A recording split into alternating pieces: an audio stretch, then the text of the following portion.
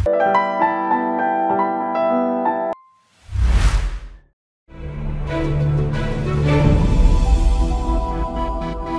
5 number ক্লাসে আপনারা দেখতেই পাচ্ছেন যে টপিকস রয়েছে বিষয় আয়ু রেখায় আয়ু বিচারের কৌশল। তো এটা পামিস্ট্রি ক্লাস।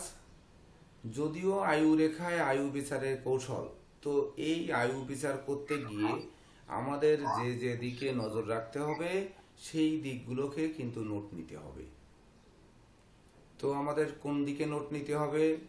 যে একটি জাতকের আয়ু বিচার করব, আমরা ধরে নিলাম যে আয়ু রেখা এটি কিন্তু আয়ু রেখা, এটা আমরা চিনি যে বৃদ্ধাঙ্গুলির গোড়া থেকে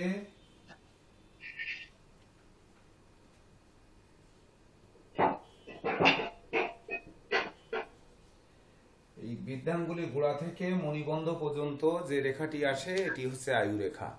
প্রত্যেকে দেখে নেবেন যে এই বরাবর যে রেখাটি আসে এটি আয়ু রেখা। তো আয়ু রেখা থেকে আয়ু বিচারের কৌশল, কৌশলটি কেমন? কৌশলটি হচ্ছে আয়ু রেখার শুরু থেকে শেষ পর্যন্ত আমাদের বয়স হচ্ছে 120 বছর। তো এই যে 120 বছর, এই 120 বছরের জাতক জাতিকা কতটুকু আয়ু পাবে? প্রসেনজিৎ পোদ্দার, আবারও বলছি ভিডিও অন করেন, ভিডিও অন করে ক্লাস করতে হবে। একটু বাইরে আছি তো স্যার, এই জন্য বন্ধ। আচ্ছা, ক্লাসের সময় যদি আপনি বাইরে থাকেন তাহলে ক্লাসে মনোযোগ আসবে না, আর এই গুরুত্বপূর্ণ ক্লাসগুলো তখন দেখা যাচ্ছে নষ্ট হবে।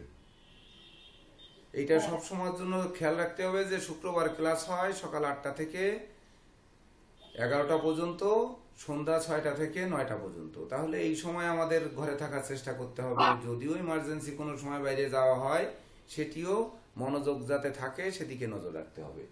তো এই যে 120 বছর, সহজ উপায় হচ্ছে এই 120 বছরের ঠিক মাঝ বরাবর স্কেল ধরে প্রথম অংশকে আমাদের 60 ধরতে হবে, পরের অংশ 60। তো আমরা প্রথম অংশকে 60 ধরলাম, পরের অংশকে আবার 60 ধরলাম। এইবার ঠিক তার মাঝ বরাবর আরেকটি করে দাগ দিলাম। তাহলে প্রথম অংশ 30, তারপরের অংশ এই 60, তারপরে 90, তারপরে 120। এইটাকে আমরা স্কেল ধরে আবার এই 30কে 30-এর মাঝ বরাবর 15 করতে পারি, 15-র এই 60-এর মাঝ বরাবর হচ্ছে আমরা 45 করতে পারি, তারপরে 75 করতে পারি 90-এর মাঝ বরাবর, তারপরে হচ্ছে 120-এর জায়গায় 105 করতে পারি আমরা এর মাঝ বরাবর রেখা টেনে। কিন্তু এখানে কিন্তু আমার প্রশ্ন রয়েছে, যে প্রশ্নের উত্তর আপনাদেরই খুঁজতে হবে। অর্থাৎ যখন খুঁজতে হবে তখন কিন্তু আপনারা প্রকৃত জ্যোতিষ গবেষক হবেন। যে একটি জাতক তার আয়ু রেখা রয়েছে পরিপূর্ণরূপে, সেই জাতকের তার স্বাস্থ্যগত ব্যাপারে, বিশেষ করে আয়ু মানে দেহটা পরিবর্তন করবে। তো এই দেহটা তার চলে যাবে, কিভাবে যাবে? সেটি কি দুর্ঘটনায় পড়ে মৃত্যু হবে, নাকি ধরেন বিষ পানে মারা যাবে, নাকি ধরুন সেই ব্যক্তি গলায় রশি দিয়ে মারা যাবে, না দুরারোগ্য ব্যাধিতে মারা যাবে, না ধরুন সে হয়তো ঋণগ্রস্ত হয়ে ক্ষতিগ্রস্ত হয়ে দুর্বিষহ যন্ত্রণা নিয়ে মনোকষ্ট নিয়ে সে দেখা যাচ্ছে নির্বাসনে যে জীবন নষ্ট করবে। যেমন আপনারা জাপানের সুইসাইড স্কোয়াড নামে একটি গুগলে সার্চ দিলে দেখতে পাবেন যে সুইসাইড একটি পাহাড় বা জঙ্গল, ওই জঙ্গলে কেউ গেলে আর ফিরে আসে না। মানুষ যখন মনের কষ্টে, দেখুন ঘরে হয়তো অশান্তি, দাম্পত্য জীবনে অশান্তি, বা ধরুন সন্তান নিয়ে মনোকষ্ট, তাদের নিয়ে জীবন চলছে না, তো এই যে অবস্থানের ভিতর মানুষ গৃহছাড়া হয়ে যাচ্ছে, হয়ে সেই জঙ্গলে গিয়ে নিজেকে আত্মসমর্পণ করছে যে আমি নীরব জায়গায় যে মরবো, এমন ভাবে মরবো যে দুনিয়ার কেউ টের পাবে না। তো এই যে স্রষ্টা লিখেছেন যে কার মৃত্যু কোন ভাবে হবে সেটি আমাদের খুঁজে বের করতে হবে। এই বিশেষ করে সনাতন অ্যাস্ট্রোলজিক্যাল কোচিং সেন্টারে আমরা ক্লাস করব, ক্লাস করে আমরা এটিকে খুঁজে বের করব। তো তো খুঁজে বের করার জন্য তখন কিন্তু আমাদের প্রয়োজন হবে, পাশে দেখুন একটি হরোস্কোপ তৈরি করা আছে। হরোস্কোপ মানে ঘর তৈরি করা আছে। এই ঘরটি আপনাদের তৈরি করতে হবে। তৈরি করার পরে আমাদের দেখতে হবে, আমরা কিন্তু জানি যে আমাদের যেটি লগ্ন পড়বে সেই লগ্ন থেকে আমরা বিচার করব কি, এটি কিন্তু সেই নোটগুলোতে যেতে হবে তখন। তাহলে আমরা একটি হরোস্কোপ কিন্তু এখানে তৈরি করার খুবই আবশ্যকতা হয়ে পড়েছে, অর্থাৎ দরকার। না হলে আমরা কিন্তু দেখে আসতে পারতেছি না যে তার মৃত্যুটা কোন দিক থেকে হবে। বুঝতে পেরেছেন? যদি এটুকু বুঝতে পেরে থাকেন তাহলে আমাদের একটি হরোস্কোপ তৈরি করার দরকার। তো সেই হরোস্কোপটি তৈরি করার জন্য সনাতন অ্যাস্ট্রোলজিক্যাল কোচিং সেন্টার কোনো নির্দিষ্ট হরোস্কোপ নেয় না। সেটি কি করে, একজন বলবে জন্ম তারিখ, একজন বলবে জন্ম মাস, একজন বলবে জন্ম সাল, একজন বলবে জন্ম সময়, একজন বলবে জন্মের জেলার নাম। এভাবে আমরা একটি হরোস্কোপ তৈরি করব। তো প্রথম একজন বলুন, একটি জন্ম তারিখ বলুন। 12 স্যার 12। 12। আর একজন বলুন একটি মাস, জানুয়ারি থেকে ডিসেম্বর পর্যন্ত যে কোনো একটি মাস। স্যার মার্চ স্যার মাস। জুন মাস নেন। হ্যাঁ, দুজনে বলে ফেলেছেন, একজনে জুন বলেছেন, একজনে মার্চ বলেছেন। তো একজনেরটা নিলাম আমি, মার্চ মাস নিলাম। আর যিনি জুন বলেছেন তিনি বলুন সাল। স্যার 1999 সাল স্যার। 1999। ওই ফোনে বলবো আজকে চেম্বার হলো বন্ধ, কালকে থেকে চেম্বার চালু। যদি কেউ এখান থেকে এসে যায় তাহলে তার জন্য।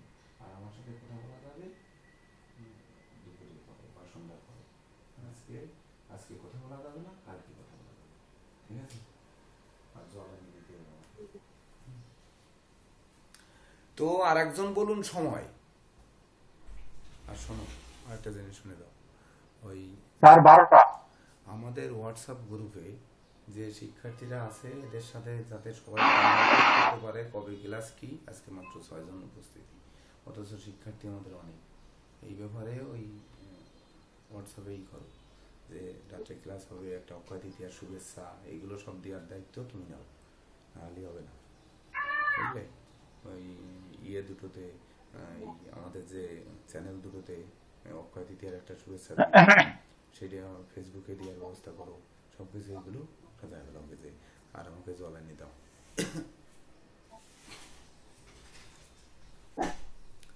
হ্যাঁ, তো সময় বলুন একজনে। 12টা। সন্ধ্যা 6টা স্যার। হ্যাঁ, কয়টা বলছেন? সন্ধ্যা 6টা স্যার। নিলাম সন্ধ্যা 6টা। 6 নেন স্যার। এইবার জন্মস্থান বলুন আরেকজনে।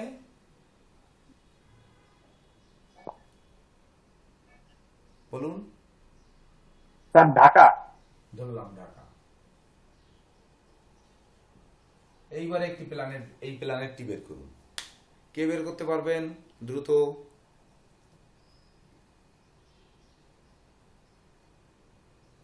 পারবেন এখানে কেউ প্ল্যানেট বের করতে? না স্যার। আচ্ছা, আমি বের করছি। হচ্ছে আপনার 12/3/03/1999 হচ্ছে 6 PM।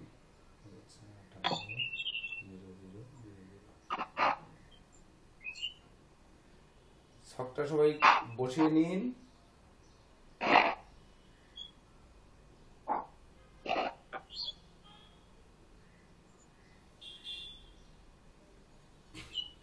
মেষে লিখুন শনি,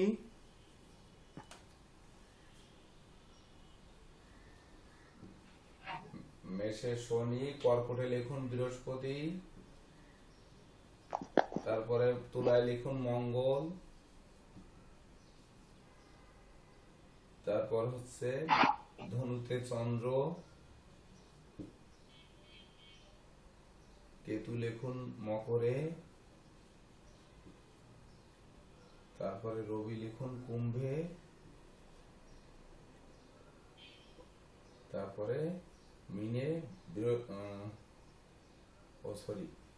এইটা রাহু হবে। রাহু, কর্কটে রাহু, আর হচ্ছে মিনে বৃহস্পতি শুক্র বুধ। বৃহস্পতি শুক্র বুধ।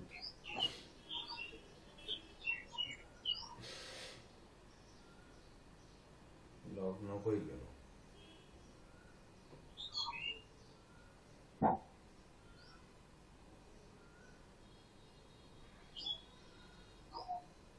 লগ্ন হচ্ছে সিংহ লগ্ন।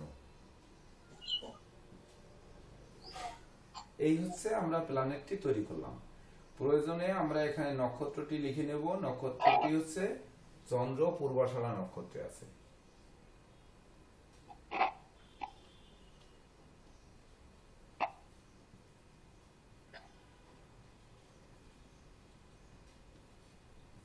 এই। তো এইখানে কিন্তু আপনাদের কিছু নোট দেওয়া আছে। ওই নোটগুলো কিন্তু সারা জীবন লাগবে। যেমন আমরা কিন্তু লিখে দিয়েছিলাম যে লগ্ন থেকে কি বিচার করা হবে, 2 নাম্বার ঘর থেকে কি বিচার করা হবে, 3 নাম্বার ঘর থেকে কি বিচার করা হবে, 4 থেকে কি বিচার করা হবে, 5 থেকে, 6 থেকে, 7 থেকে, 8 থেকে, 9 থেকে, 10 থেকে, একাদশ থেকে, দ্বাদশ থেকে, এর কোন ঘর থেকে কি বিচার করা হবে আপনাদের লিখিয়ে দেওয়া হয়েছিল। তো ওই জায়গাটি কিন্তু এই আয়ু বিচারের ক্ষেত্রে কেন, সকল ক্লাসের ক্ষেত্রে আমাদের এটি কিন্তু সামনে আনতে হবে। না আইনে কোন রকম উপায় নেই। তো যখনই আমাদের এই সামনে আনতে হবে তখন কিন্তু আমাদের মনে পড়বে যে আমাদের লগ্ন থেকে শরীর স্বাস্থ্য বা দেহ মন বিচার করব। দেহ বিচার করব, মন বিচার করব, জীবিকা বিচার করব, এমনকি বিশেষ করে আমাদের শরীরে কি আছে এটা সব কিছু বিচার করব। তাহলে আমাদের মন কোন দিকে টানবে সেটি কিন্তু এই লগ্ন থেকে বিচার করে আসব। যে আমাদের মন যখন টানবে যে আমরা সুইসাইড ইয়েতে ধরুন ওই সুইসাইড স্কোয়াডে বা সুইসাইড পাহাড়ে যাব, তখন না কিন্তু আমরা ছুটবো, নচেত ছুটবো না। এটি বিচার করতে হবে। ভেবে দেখুন আপনাদের যে কোন ঘর থেকে কি বিচার করব এগুলো আছে কিনা। যদি না থেকে থাকে তাহলে ওটি সামনের পরে নিয়ে আসতে হবে। ওই পেজটি কিন্তু আনার দরকার আছে।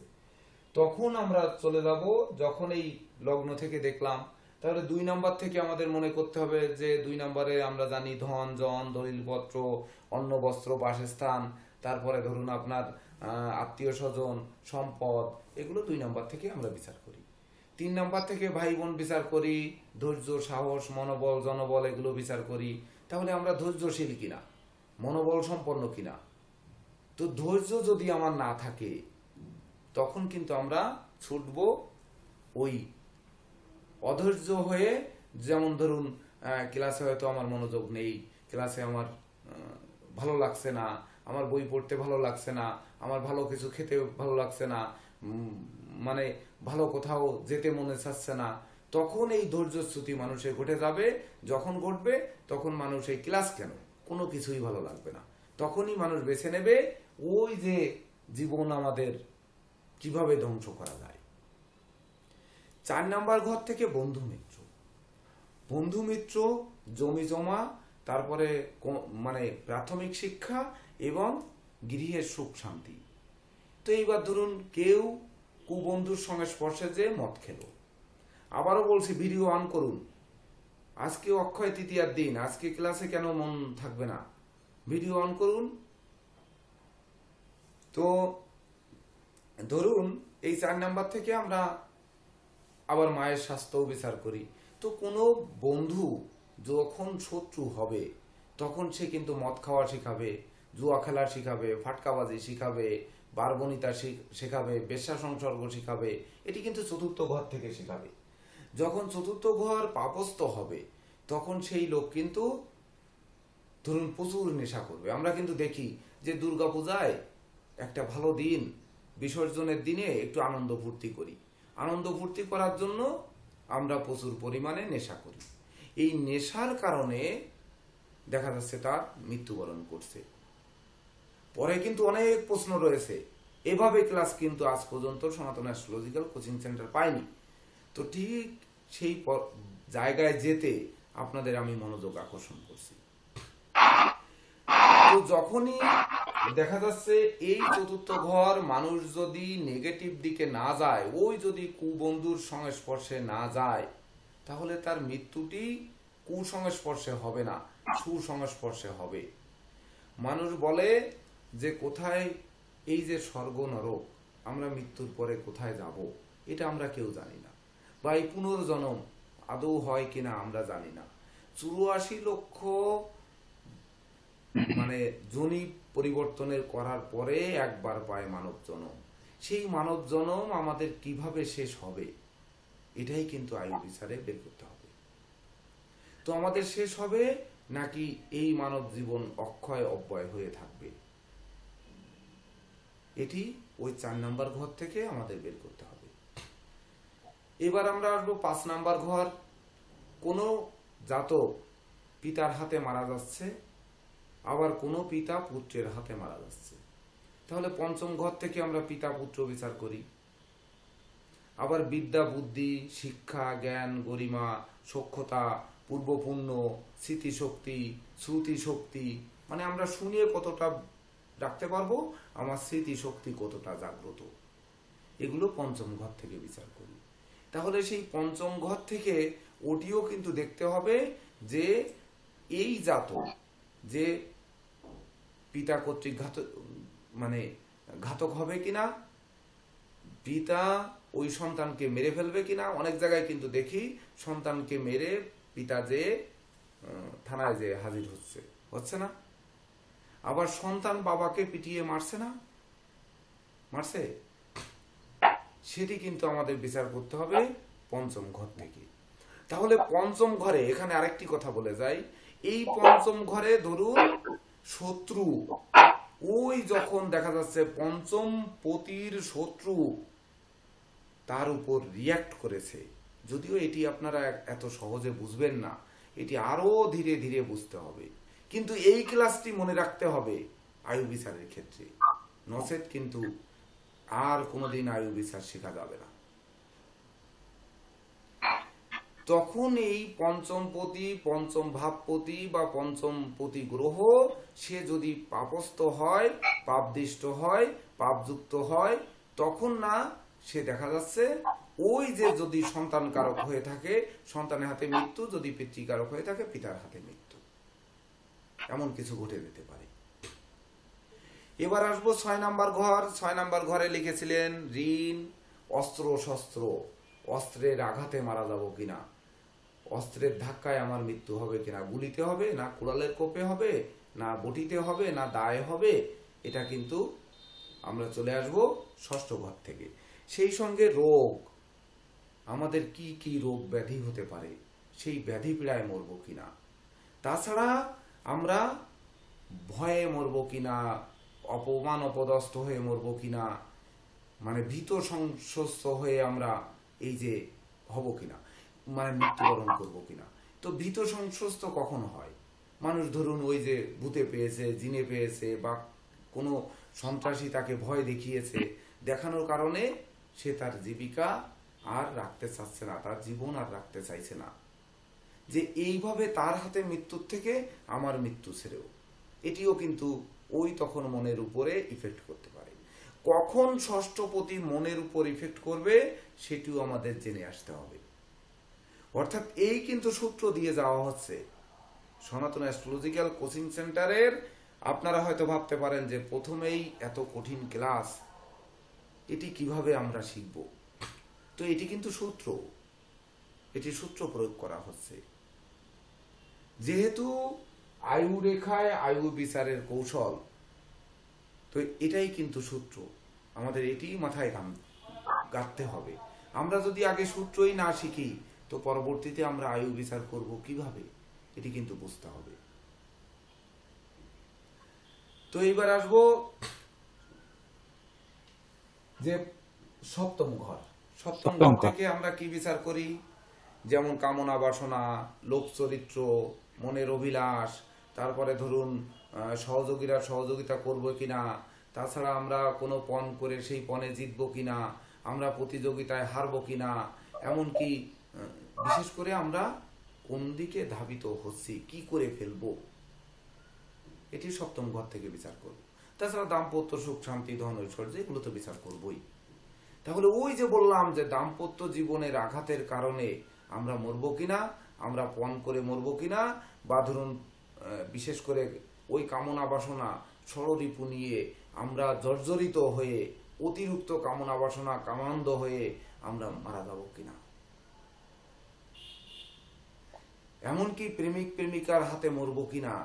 এমন আছে না যে প্রেম করে ডেকে নিয়ে যাচ্ছে, তাকে মেরে ফেলছে, এমন আছে না? আবার প্রেম করে নিয়ে গিয়ে তাকে ওই মেরে ফেলা, বহু রকমের মেরে ফেলা আছে, সেই রকমের মেরে ফেলা আমরা তো এখন সোশ্যাল মিডিয়ায় মানে সংবাদ আমরা ঘরে বসেই কিন্তু জানতে পাই। তো এই যে ঘরে বসে জানতে পাই, কত রকমের মৃত্যু জানতে পাই, সেটি কিন্তু এই সপ্তম ঘর থেকে বিচার করতে হবে। এইবার অষ্টম ঘর প্রকৃত মৃত্যু স্থান, ঘর ৮, মৃত্যু কিভাবে হবে। আয়ু কিন্তু অষ্টম ঘর থেকে বিচার করা হবে। মনোকষ্ট, মনোবেদনা, মনোচঞ্চলতা সব অষ্টম ঘর থেকে বিচার করা হবে। মানুষ কখন মামলা মোকদ্দমায় পড়বে, কারাবাস বরণ করবে, অবশেষে ফাঁসির কাস্টে মৃত্যু হবে।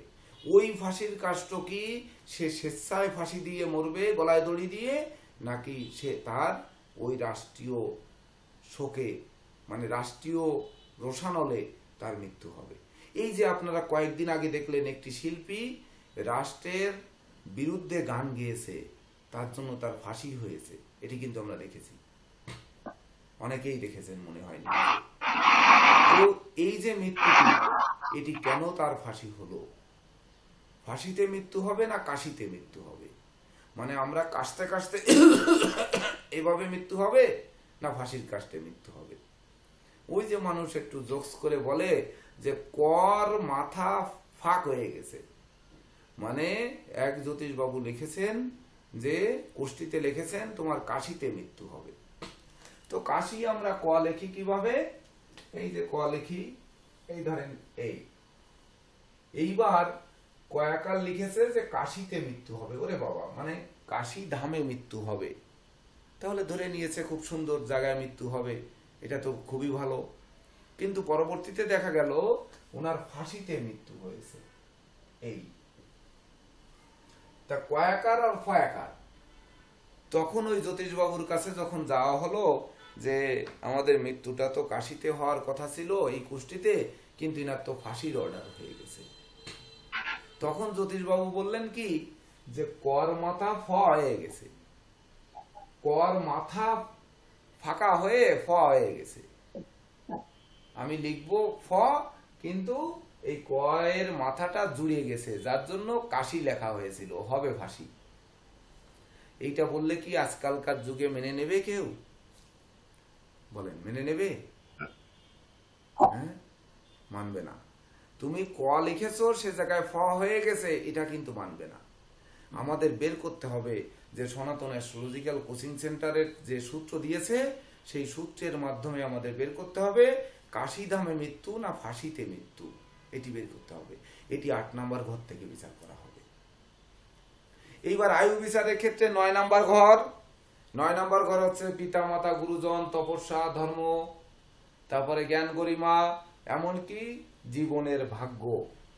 তো ওই যে কাশিধামে মৃত্যু হবে, তীর্থধামে মৃত্যু হবে, নাকি আমার নর্দমায় পড়ে মৃত্যু হবে, ভাগ্যে কি লেখা রয়েছে? আমি বিমান দুর্ঘটনায় মরব, না বাস দুর্ঘটনায় মরব, না স্বাভাবিক মৃত্যু হবে আমার দেবালয়ে বা দেবগৃহে, এটি ৯ নাম্বার ঘর থেকে বিচার করতে হবে। মৃত্যুটি সবাই চায় যে জন্ম হোক যথাযথা, কর্ম হোক ভালো, আর মৃত্যুটি কিন্তু সেই মানুষকে স্মরণ করে রাখে। অর্থাৎ স্মরণীয় মৃত্যু হবে, অবিস্মরণীয় মৃত্যু হবে, না কলঙ্কময় মৃত্যু হবে, ধর্মস্থলে মৃত্যু হবে, না আমার মৃত্যু ওই বিশেষ করে নর্দমায় হবে, এটি বিচার হবে কিন্তু আমাদের ওই ৯ নাম্বার ঘর থেকে। এবার ১০ নাম্বার ঘর, কেউ অফিস আদালতে মারা যাচ্ছে, কেউ ব্যবসা করতে করতে সেখানে মারা যাচ্ছে। দেখা যাচ্ছে আমার পেশায় অ্যাস্ট্রোলজি শিক্ষা দেওয়া এখন, আমি এখানে শিক্ষকতা করছি, হঠাৎ করে ঢলে পড়ে আমি মারা গেলাম। এই যে কর্ম ব্যবসা স্থলে লোকটি মারা যাবে কিনা, কর্ম ব্যবসার জন্য ছুটতে ছুটতে মারা যাবে কিনা, সেই সঙ্গে বিশেষ করে তার যে সকল জাতক জাতিকারা অনেক সময় দেখা যায়, ওই যে আমরা সিনেমায়ও দেখি, বাস্তবেও আমরা নিউজ পেয়েছি, যে ধরুন পুরস্কার নিতে গেছে, সেই বিজয়ের বর্মাল্য পড়তে গিয়েই তখন সে হার্ট অ্যাটাক করেছে। এমনকি আমরা দেখেছি শিল্পী স্টেজে গান গাচ্ছে, গান গাইতে গাইতে উনি ওখানে মারা গেছেন। এমনকি শ্রীমতী না, ইন্দিরা গান্ধী নয়, ওই যে রাজীব গান্ধীকে মারা হয়েছিল ফুলের মালা গলায় দিয়ে, তার ভিতর বোমা করে, মানে বোমা সেট করে। তো এটি কিন্তু আমরা জানি, বা এই যে ঘটনাগুলো ঘটে বিশেষ করে কর্মস্থলে, ব্যবসা স্থলে, কর্ম চলাকালীন, ব্যবসা বাণিজ্য চলাকালীন, এই যে মৃত্যু, এই মৃত্যুটি কিন্তু 10 নম্বর ঘর থেকে বিচার করা হবে। এবার আসবো 11 নম্বর ঘর। 11 নম্বর ঘর হচ্ছে প্রাপ্তি। ওই যে 10 নম্বর ঘরে বললাম যে আমরা যখন বিজয়ের মালা দেব সেই মুহূর্তে সে মারা যাবে কিনা, ওটা হচ্ছে আমার পাওয়া, যে আমার পুরস্কার দেওয়া হচ্ছে, গলায় পুরস্কার পরানো হচ্ছে, সেই মুহূর্তে আমরা মারা যাচ্ছি কিনা, এটি বোঝাবে প্রাপ্তি, অর্থাৎ 11 ঘর। আমি পাওনা টাকা চাইতে গেলাম কার বাড়ি, হয়তো প্রদীপ কুমার মন্ডল উড়িষ্যা, ওনার বাড়িতে আমি ওনার কাছে 10টি টাকা পাবো, আমি চাইতে গেলে উনি টাকা দিল না, উনি কুড়াল দিয়ে কোপ দিয়ে ওখানে আমাকে মেরে দিল। এই যে চাইতে গিয়ে বা প্রাপ্তির ক্ষেত্রে আমার মৃত্যুকে আমি ডেকে নিয়ে আসলাম, এটি 11 নম্বর ঘর থেকে বিচার করা হবে। আবার ওই যে বিজয়ের মালা দিতে গিয়ে আমার মৃত্যু হবে কিনা, সেটিও 11 নম্বর ঘর থেকে বিচার হবে। আবার দেখা যাচ্ছে সাধনে বসে মানুষ মারা যায়। আপনারা গৌতম বুদ্ধের মৃত্যু দেখেছেন বা শুনেছেন ইতিহাস? আমরা কি কখনো ত্রিপিটক পড়েছি? যদি পড়ে থাকি তাহলে জানবেন। যেমন ধরুন ভগবান বুদ্ধ সাধনা করতেন, যে গরমে যখন ঘামে ভগবান বুদ্ধ লাল হয়ে গেছেন, মৃত্যু আসে ভাব, ওই মুহূর্তে শামুক, প্রচুর শামুক, 100 কতটা শামুক গিয়ে তার মাথার উপরে দাঁড়িয়েছে। ওই যে ভগবান বুদ্ধের মাথায় ওই যে টোল টোল দেখেন না, গোল গোল বল, এগুলো কিন্তু শামুক। ওই শামুক গিয়ে শামুক গায়ে লাগলে দেখবেন ঠান্ডা হয়ে আসে। শামুকের গায়ে ধরে এনে রাখবেন যে প্রচুর জল বের হয়, ইভেন কি কচ্ছপের গায়ের থেকেও বের হয়। তো ওই শামুক মাথার উপরে দিয়ে ভগবান বুদ্ধকে একটু শান্ত করার চেষ্টা করা হয়েছে, মাথায় ছায়া দেওয়ার। তারপরে উনি সাধন করতে করতে মারা গেছেন। তো এই যে সাধন ভজনে সিদ্ধি লাভ করেছেন, তারপরে ওনার দেহবসান ঘটেছে। তো কারা সাধন ভজনে থাকতে মারা যাবে, কারা বিদ্যালয়ে মারা যাবে, কারা শিক্ষালয়ে মারা যাবে, সেই সঙ্গে বিশেষ করে কারা ওই জ্ঞান গরিমা আহরণ করতে গিয়ে মারা যাবে, কারা দেখা যাচ্ছে বিবাহের যে মালা বদল হচ্ছে ও সময় মারা যাবে, কাদের আত্মীয় স্বজনদের সাথে একগ্রতায় মিলন মেলা চলছে সে সময় মারা যাবে, আবার দেখা যাচ্ছে কারা ওই আয় করতে করতে মারা যাবে। এগুলো সব ওই প্রাপ্তি, মানে যত চাওয়া, জীবনের যত প্রাপ্তি, ওই প্রাপ্তির ক্ষেত্রে কারা মারা যাবে, এটি 11 নম্বর ঘর থেকে বিচার করতে হবে। সর্বশেষ 12 ঘর নাম্বার 12, সেটি হচ্ছে ভিডিও দেখা যাচ্ছে না স্যার, আপনার আমার দেখতে পাচ্ছেন না? দেখতে পাচ্ছেন না? দেখতে পাচ্ছি। আপনার ওখানে তাহলে একটু নেটের প্রবলেম আছে মনে হয়, দেখেন। তো 12 নম্বর ঘর থেকে হচ্ছে মোক্ষ, মুক্তি। আমাদের মুক্তি কোথায়, কিসে হবে মুক্তি? আমরা বন্দি দশায় মারা যাব কিনা? ওই যে রিমান্ডে নেওয়ার পরে, পুলিশ রিমান্ডে লোক মারা যাচ্ছে, এটি কিন্তু ঘটছে। ধরুন পদে পদে ক্ষতিগ্রস্ত হচ্ছে, সেই ক্ষতি হতে হতে মারা যাচ্ছে। আবার দেখা যাচ্ছে পাপ কাজে লিপ্ত হয়েছে, পাপে মারা গেছে। দাম্পত্য বন্ধুত্ব বিচ্ছেদ, অংশীদারি বিচ্ছেদ, সকল কিছু যন্ত্রণা সহ্য না করতে গিয়ে মারা যাচ্ছে। দুঃখ দৈন্য দারিদ্র্যের কষাঘাতে থেকে মানুষ মারা যাচ্ছে। এই যে মৃত্যুগুলো 12 নম্বর ঘর থেকে বিচার করা হবে। আমরা কখন পাপ করে মারা যাচ্ছি, কখন পুণ্য করে মারা যাচ্ছি, কখন আমরা ক্ষতিগ্রস্ত হয়ে মারা যাচ্ছি, কখন আমরা কিভাবে মারা যাচ্ছি, এটি কিন্তু বিচার করা হবে 12 নম্বর ঘর থেকে। এখন আমার কথা হচ্ছে এটি কিন্তু সূত্র। যদি বলেন যে স্যার এতগুলো সূত্র মনে রেখে কি আমরা তার মৃত্যু বিচার করব?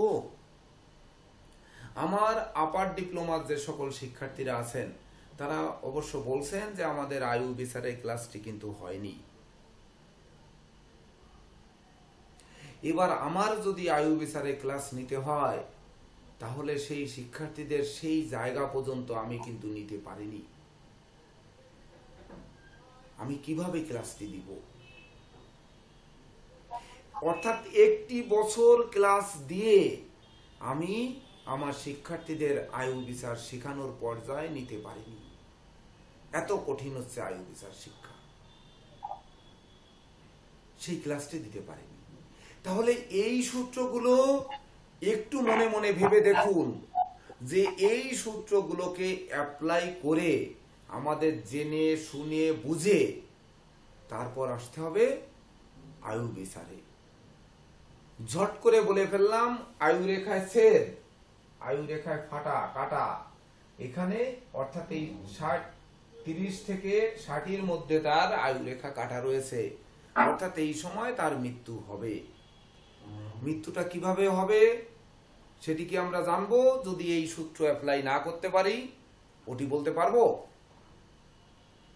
এবার টিটু বাবু একটু কথা বলেন।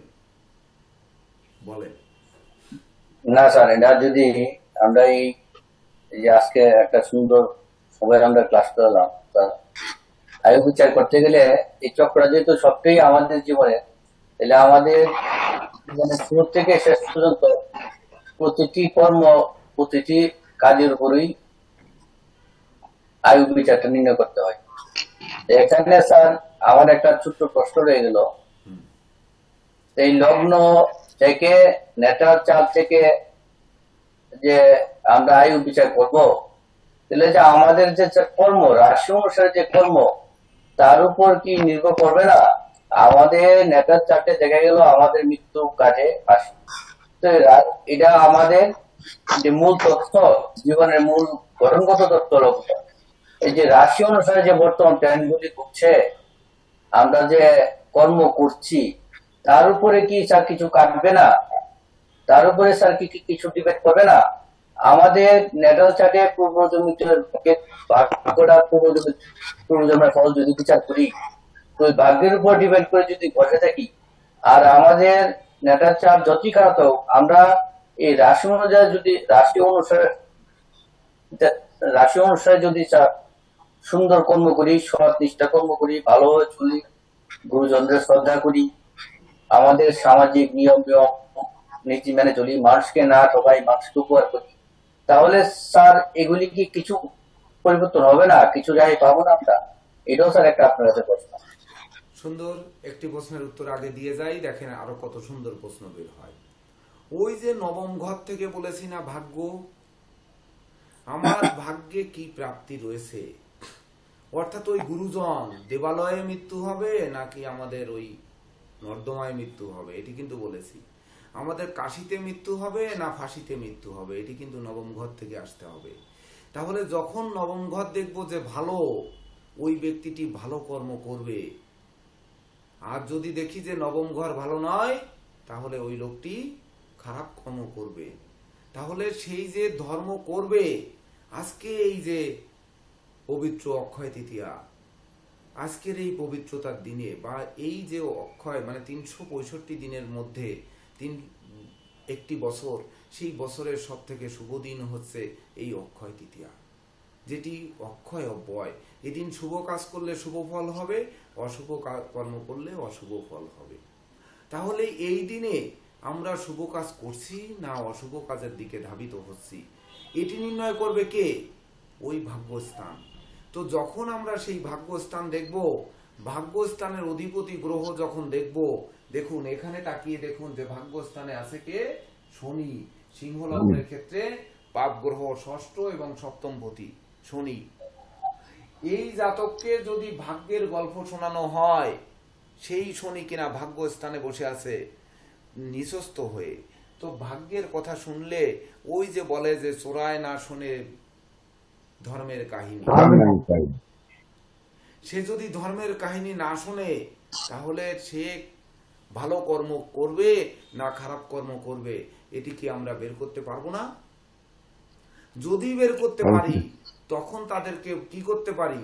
আমরা সাজেস্ট দিতে পারি যে গুরুজনকে শ্রদ্ধা ভক্তি করো, গুরুজনের পায়ে তোমাকে সঁপে দাও, তুমি হয়তো প্রতিদিন এক অধ্যায় করে গীতা পাঠ করো, বা ধরুন যার যার ধর্মগ্রন্থ পাঠ করুন, যারা ইসলাম ধর্মাবলম্বী আছেন তারা কোরআন শরীফ পাঠ করুন, যারা বুদ্ধিস্ট আছেন ত্রিপিটক পাঠ করুন, সেই সঙ্গে সৃষ্টির সেরা জীব মানব সেবা করুন। মানে মানুষের সেবার উপরে কোনো ধর্ম নেই, তো সেটি করুন। এভাবে করে করে আমরা যেন সেই দৈবের আকর্ষণ করার চেষ্টা করি। ওই পথগুলো যখন তার খুলবে তখন তার ওই যে আয়ুর যে বাধা, ওই বাধাটাকে সে কাটাতে পারবে। তখন কি দেখতে হবে? আমাদের এই জাতকের এই যে নবম ভাবে শনি বসে আছে ভাগ্যভাবে, ভাগ্যপতি মঙ্গল কোথায় বসে আছে? এই মঙ্গল তৃতীয় ভাবে বসে আছে। সে কে দৃষ্টি দিয়েছে? শনি দৃষ্টি দিয়েছে।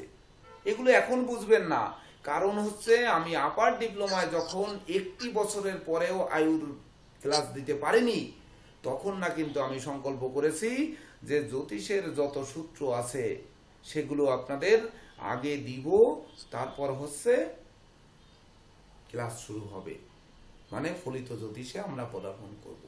এই ভুলটি কিন্তু আমার আগের ব্যাচে ছিল, সেটি আমি শুধরে নেওয়ার চেষ্টা করেছি। আমি আজ কয়েকদিন ধরে সংকল্পবদ্ধ ছিলাম যে অক্ষয় তৃতীয়ার দিন যেহেতু শুক্রবার পড়েছে, যদিও আমার একটি নোটিশ দিলে ধরেন আপনারা জানতেন, শিক্ষার্থীরা আরো বেশি উপস্থিত হতেন, কিন্তু আমি সেটি পারিনি। তথাপিও আমার প্রার্থনা এবং আমার বিশ্বাস যে আপনারা ভিডিও দেখে এই সূত্রগুলোকে লিখে নেবেন। যখন লিখে নেবেন বা এই সূত্রগুলোকে গুরুত্ব দেওয়ার চেষ্টা করবেন, যারা দেবে তারাই শুধুমাত্র আয়ু বিচার শিখবে, আর যারা দেবে না তারা আয়ু বিচার শিখবে না। এটা হচ্ছে কথা। তো তখন আমাদের দেখতে হবে যে এই জাতকের হাতে শনির অবস্থান কেমন। যদি বোঝা যায় যে শনির অবস্থা খারাপ, এই শনি ভাগ্যস্থানে বসে আছে নিঃস্বস্ত হয়ে, তখন তার শনির রোষানলে তার ধরুন তার ধর্মপথ থেকে বিচ্যুত করে দিল বা বিচ্যুত করে দিল। কারণ এই যে নবমপতি আর চতুর্থপতি মঙ্গল তৃতীয় ভাবে থেকে শনি দৃষ্টি দিল, তো মঙ্গলের সঙ্গে শনির কোনো শত্রুতা নেই, মঙ্গলের সঙ্গে শনির শত্রুতা নেই, কিন্তু শনির সঙ্গে মঙ্গলের শত্রুতা রয়েছে। ওই যে সূত্রটুকু কিন্তু আপনাদের দিয়ে দেওয়া হয়েছে, কোন গ্রহ কার সঙ্গে শত্রুতা করবে এটি কিন্তু ছবি তুলে আপনাদের দিয়ে দেওয়া হয়েছে আপনাদের ওই ফেসবুক গ্রুপে। তো তখন শনির সঙ্গে মঙ্গলের শত্রুতা রয়েছে, কিন্তু মঙ্গল শনিকে শত্রু মনে করে না। তাহলে কি হলো? একজন শত্রু মনে করে আর একজন করে না। এটি গবেষণা করতে হবে যে আপনারা আমাকে শত্রু মনে করলেন বা দেশ আমাকে শত্রু মনে করলো, কেন মনে করলো? ভাবুন যে কেসিপাল এতগুলো জ্যোতিষ তৈরি করে যাচ্ছে, সঠিক করছে না ভুলভাল করছে সেটা দেখবে না, যে ও জ্যোতিষ তৈরি করে যাচ্ছে অনেক জ্যোতিষের পেটে লাথি মারছে, অর্থাৎ অনেক জ্যোতিষের উপার্জনের পথ বন্ধ করছে, ওকে মেরে দাও। হিমাংশু মিত্র আপনার ওখান থেকে সাউন্ড আসছে, মিউট করুন, ভিডিও অন করুন। তো দেখুন ওই যে বিবেচনা, ওই যে বিবেক, ওই বিবেক যদি জাগ্রত না হয়, তাহলে তো মানুষ তার সঠিক জায়গায় যাবে না। যে এটি যে শিক্ষা দেওয়া হচ্ছে সুশিক্ষা না কুশিক্ষা, এটি যতক্ষণ বিচার না করতে পারবেন ততক্ষণ আপনাদের মনোযোগ কিন্তু আসবে না যে এই সনাতন অ্যাস্ট্রোলজিক্যাল কোচিং সেন্টার আসলে কি শিক্ষা দিচ্ছে। বুঝাতে পারছি আপনাদের? উত্তর না পারছেন, দিতে স্যার। পারলে অন্তত হাতটা জাগাবেন। আর আপনাদের পারছেন, ভিডিও স্যার। অন করতে বলা হয় মানে আপনারা ক্লাসে মনোযোগ আছেন না অন করে রেখে বাসায় ঘুমাচ্ছেন। এই ভিডিওগুলো যেহেতু সোশ্যাল মিডিয়ায় ছেড়ে দেওয়া হয়, একদিকে হচ্ছে আপনাদের প্রচারণা হয়, আপনারা এই প্রতিষ্ঠান থেকে শিখছেন। যদি সুশিক্ষা নিয়ে থাকেন গর্বের সাথে বলতে পারবেন যে আমরা সুশিক্ষা নিয়েছি, আর যদি কুশিক্ষা নিয়ে থাকেন তাও অন্তত বলতে পারবেন যে আমি এখান থেকে খারাপ শিক্ষা নিয়েছি, সেটি এই জায়গা থেকে।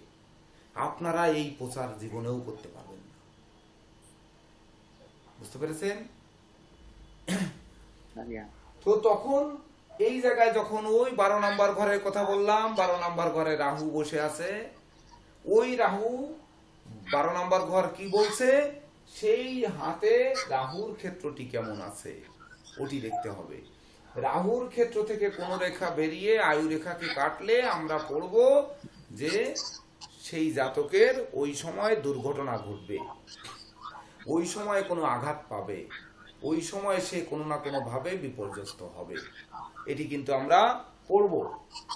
যখন হাতের রেখা আমরা বিচার বিশ্লেষণ করব তখন কিন্তু আমরা পড়ব যে রাহুর ক্ষেত্র থেকে রেখা এসে আয়ু রেখাকে ক্রস করেছে।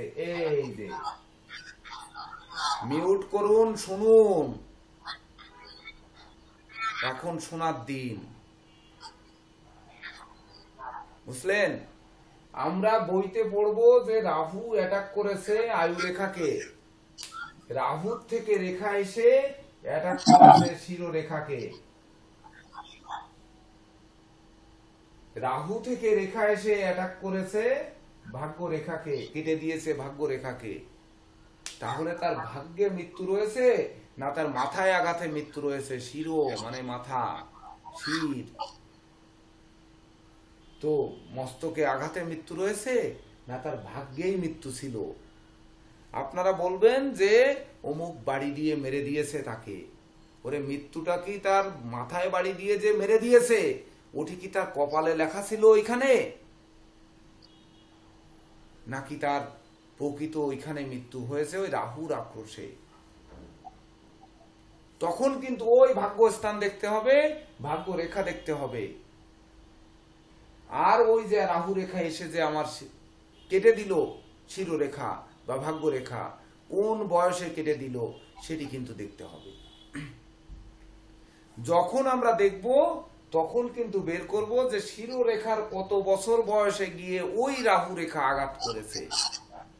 অর্থাৎ পর্যায়ক্রমে কিন্তু শিরোরেখার বয়স বের করা হবে, ক্লাস দেওয়া হবে, হৃদয় রেখার বয়স বের করা ক্লাস দেওয়া হবে, ভাগ্য রেখারও বয়স বের করা ক্লাস দেওয়া হবে। এই রেখার সব কিন্তু প্রত্যেকটা রেখার ক্লাস আপনারা পাবেন। তো কত বয়সে ভাগ্যের সেই নির্মম পরিহাস আমার জীবনে ঘটবে সেটি কিন্তু ওখান থেকেই আমাদের বের করা হবে।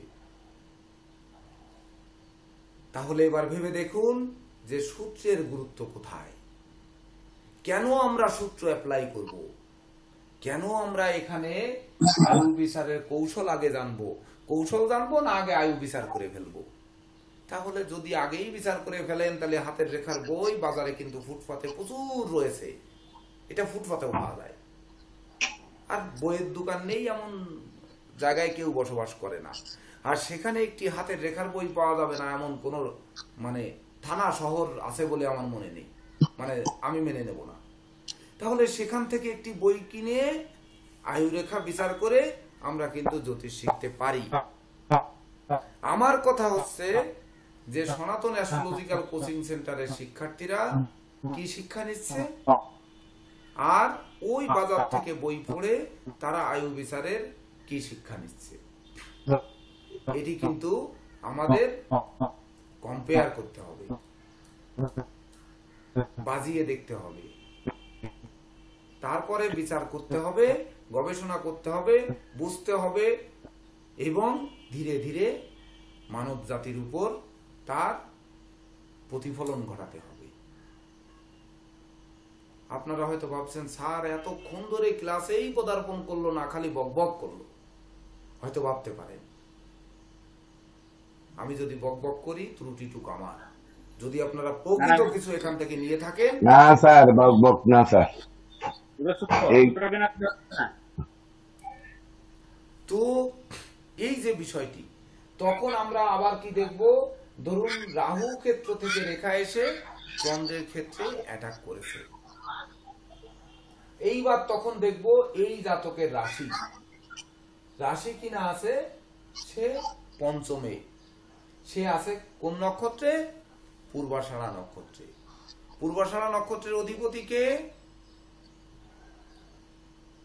জানি আমরা? হ্যাঁ, শুক্র।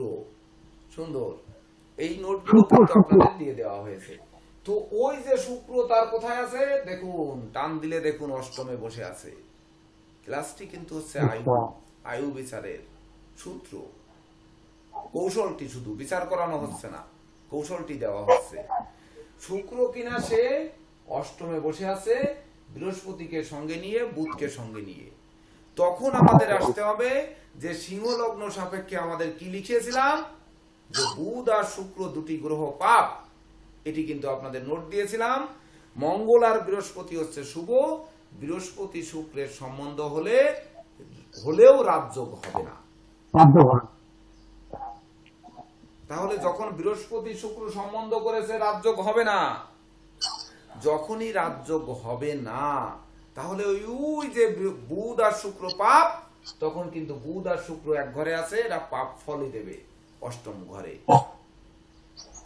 যদি রাহুর ক্ষেত্র থেকে রেখা এসে চন্দ্রের ক্ষেত্রেও যায়, রাহুর ক্ষেত্র থেকে রেখা এসে শুক্রের ক্ষেত্রেও যায়, রাহুর ক্ষেত্র থেকে রেখা এসে বুধের ক্ষেত্রেও যায়, সবকটি রেখা কিন্তু ঘাতক হবে। কোন দিকে ঘাতক হবে? রাহুর ক্ষেত্র থেকে রেখা এসে যদি বুধে যায়, বুদ্ধিভ্রংশতার জন্য তার মৃত্যু ঘটবে। বুদ্ধির মধ্যে যত রকম সাহিত্য আছে, খাটানোর দায়িত্ব বা ঢুকানোর দায়িত্ব আপনাদের। ধরুন আমি একটি নোট বলে গেলাম, কিন্তু নোটের পরে সেই আর কোন কোন দিকে যাবে সেগুলোকে জোগাড় করে সংরক্ষণ করার দায়িত্ব আপনাদের মস্তিষ্ক। এখানে সবাই এডুকেটেড পারসন, এটি কিন্তু রাখতে হবে।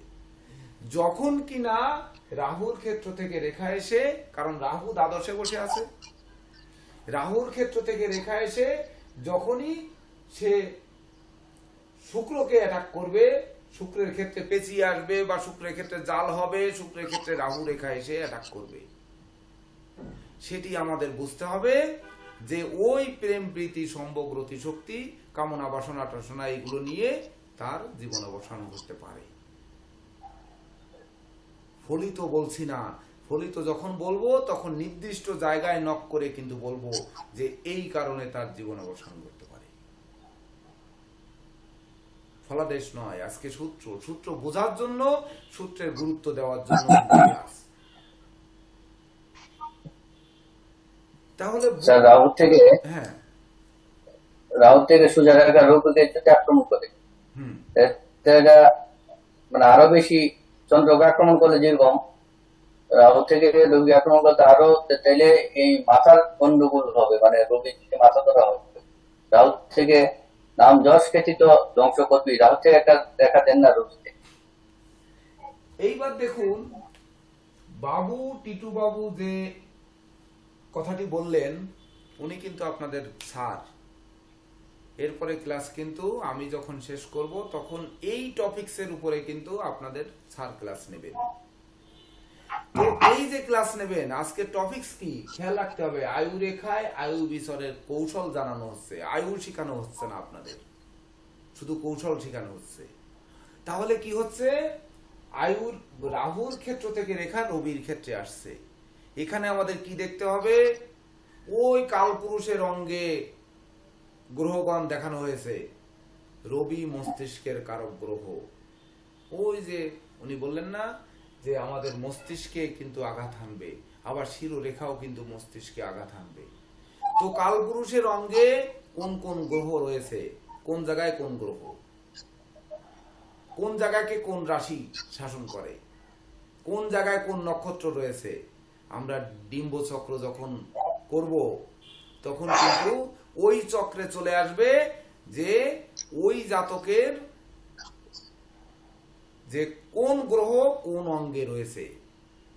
যদি সত্যি সত্যি জ্যোতিষ বলে কিছু দুনিয়ার বুকে থেকে থাকে, তাহলে কি হবে, ওই যে কালপুরুষের অঙ্গ, অর্থাৎ আমরা যখন ডিম্ব চক্র তৈরি করব, যখন জাতকের নক্ষত্র অবস্থান করব, যখন শরীরে কোথায় কোন নক্ষত্র অ্যাটাক করেছে, যেমন আপনারা পঞ্জিকার মাসের প্রথম একেবারে প্রথমে একটু মিউট করুন, যে কোনো মাসের প্রথমে যখন আপনারা দেখতে পাবেন যে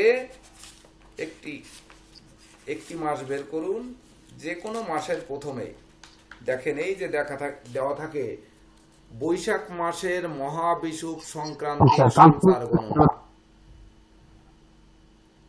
এই মহাবিষুব সংক্রান্তির সঞ্চার গণনা কেন দেওয়া থাকে আমরা এখনো খুঁজে দেখেছি কখনো? দেখেন এখানে দেওয়া আছে মস্তকে অমুক অমুক নক্ষত্র, পৃষ্ঠে অমুক অমুক নক্ষত্র, বাম হাতে অমুক অমুক নক্ষত্র, পাদদয়ে অমুক অমুক নক্ষত্র, নক্ষত্র সংখ্যা দেওয়া আছে। দেখেন ওই যে দেখা যায়, কেন দেওয়া থাকে? যে হৃদয়ে দেওয়া রয়েছে 15, 16, 17, 18, 19, তো মস্তকে দেওয়া রয়েছে 5, 6, 7, 8, 9, 10, 11, মস্তকে দিয়ে দেওয়া রয়েছে ফল হচ্ছে রাজসু, ভ্রমণ এবং সক্ষতা। আর কি হয়েছে, হৃদয়ে দেওয়া রয়েছে 15, 16, 17, 18, 19। এই যে 15, 16, 17, 18, 19 মানে 15 হচ্ছে স্বাতী, 16 হচ্ছে বিশাখা, 17 হচ্ছে অনুরাধা, 18 হচ্ছে জ্যেষ্ঠা, 19 হচ্ছে মূলা। তো এই যে নক্ষত্রগুলো দেওয়া রয়েছে সেখানে ফলাদেশ দেওয়া রয়েছে ধনা দক্ষতা, সঞ্চয়, মিত্র সমাগম। এইখানে ধরুন বাম হস্তে দেওয়া রয়েছে 23, 24, 25। 23 নাম্বার হচ্ছে ধনিষ্ঠা, 24 নাম্বার হচ্ছে কি, 24 নাম্বার হচ্ছে শতবিশা, 25 নাম্বার হচ্ছে পূর্ব ভাদ্রপদ। তো এই যে বাম হস্তে দেওয়া রয়েছে বৈশাখ মাস, কিন্তু এটা 1431 সাল বৈশাখ মাসের প্রথম।